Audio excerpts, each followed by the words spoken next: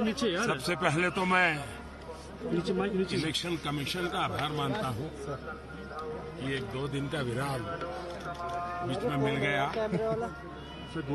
और मेरा ये सौभाग्य है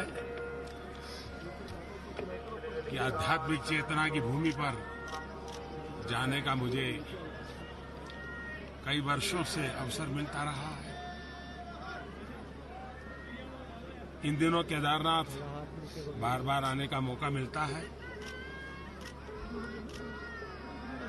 केदारनाथ में जब आपदा आई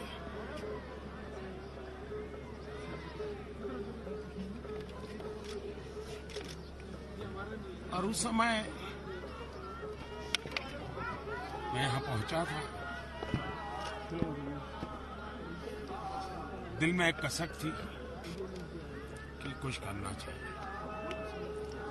गुजरात में रहते हुए अपनी तरह से कुछ न कुछ करता रहता था, लेकिन प्रधानमंत्री बना। सौभाग्य से यहाँ उत्तराखंड में भी अनुकूल सरकार बनी। तो आपने देखा होगा कि वैसे यहाँ 3-4 महीने से ज्यादा काम करने का अवसर नहीं मिलता है, क्योंकि बर्फ रहती है, 50-52 फीट तक बर्फ चली जाती है, -20-25 डिग्री तक टेम्परेचर चला जाता है। और जब काम पीक पर होता है तो करीब 800,000 लोग काम करते हैं और इसका एक मास्टर प्लान बनाया है। उसके आधार पर इसके विकास का काम चल रहा है। एक तो मेरे मन में रहता है कि समय मिले तो इसका रिव्यू भी करूं, और दूसरा इस धरती से हमारा एक विशेष नाता भी रहा है, तो आने का मन कर जाता है। कल से मैं यहाँ हूँ, 2 दिन यहाँ एक गुम्फा में रहने चला गया था। एकांत का अवसर बहुत लंबे अरसे के बाद मिला और सामने ही 24 घंटे बाबा के दर्शन हो सकते हैं, ऐसी वो गुफा है। उसमें छोटी सी छेद किया हुआ है, वहां से भी उसको दर्शन करता रहता हूँ। तो एक प्रकार से मैं वर्तमान के हिंदुस्तान के वातावरण से पूरी तरह बाहर था, अलिप्त था, यहीं खोया हुआ था। न कोई कम्युनिकेशन रखा था, न कोई अपने आप में था।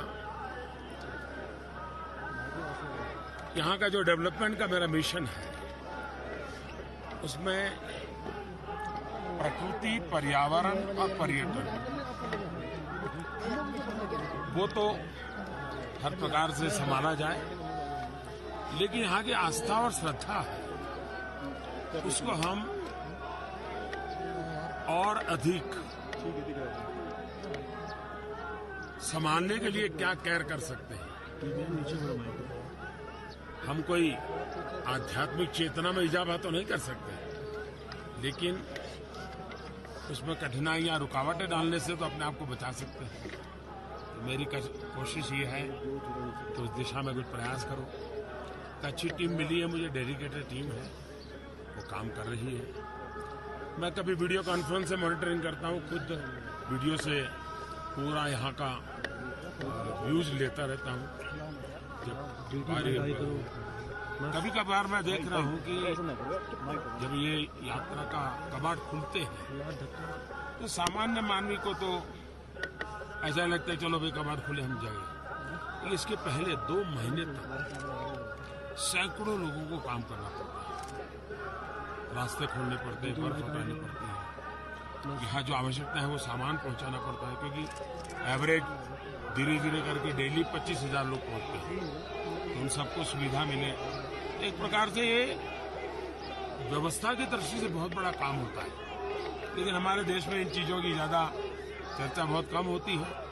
अगर यहाँ कोई एकाध तकलीफ हो जाए तो वो मेन न्यूज़ बन जाती है, वरना सचमुच में अगर लोगों को ये ज्ञान हो कि भाई कितना कष्ट उठा करके लोग आपकी यात्रा की चिंता करते हैं, तो लोग भी उसमें सहयोग करेंगे। सिर्फ वो भगवान से जुड़ेंगे, उसके साथ साथ यहाँ के जो काम करने वाले लोग हैं, व्यवस्था करने वाले लोग हैं, उनके साथ भी जुड़ेंगे। जहाँ तक भगवान के चरणों में आता हूँ, मैं कभी कुछ मांगता नहीं। तो आपने जीत की कामना नहीं की यहाँ पर? मैं कुछ नहीं मांगता पुजारी जी कह रहे थे कि और मांगने की प्रवृत्ति से मैं सहमत भी नहीं हूं, क्योंकि उसने तो आपको मांगने योग्य नहीं बनाया, देने योग्य बनाया। और ऐसी जगह पे जाकर के ईश्वर ने देने योग्य उसको जो क्षमता दी वो उसने समाज देवता को देनी चाहिए। और समाज देवता, अध्यात्म देवता, उसका मिलन निरंतर बना रहता है। तो भगवान शिव जी, भगवान केदारनाथ, बाबा भोलेनाथ न सिर्फ भारत की, पूरी मानव जात के सुख समृद्धि कल्याण के लिए उनके आशीर्वाद बने रहे। मैं आप लोगों का भी आभारी हूं, क्योंकि मैं जानता हूं कि चुनाव में पत्रकारिता के क्षेत्र में काम करने वालों पर कितना प्रेशर रहता है और कितना फिजिकल स्ट्रेन भी रहता है। और मई जून के चुनाव लेने तो अपने आप में बड़े कठिन होते हैं। उसके बावजूद भी आप लोग समय निकाल करके यहाँ पहुंचे। आपके माध्यम से उत्तराखंड को और केदारनाथ को जरूर लाभ होगा कि लोगों को विश्वास बैठेगा भी अब केदारनाथ में उस आपदा के बाद काफी व्यवस्थाएं हो गई है, आप आराम से जा सकते हैं, कुछ समय यहाँ बिता सकते हैं। तो एक प्रकार से आपके यहाँ आने से उत्तराखंड को लाभ हुआ है, उनके यात्रा विकास को लाभ हुआ है और देशवासियों को भी लाभ हुआ है आपके आने के कारण। क्योंकि ये खबरें पहुंचेगी तो लोगों को लगेगा चलो भाई इस बार छुट्टियों में दुबई, सिंगापुर के बजाय केदारनाथ चले जाए। और मैं भी चाहता हूँ मेरे देश के लोग सिंगापुर, दुबई भले जाए, मुझे इतराज नहीं है, लेकिन मेरे देश में भी बहुत कुछ देखने जैसा है। मोदी जी जाना आना शुरू करें।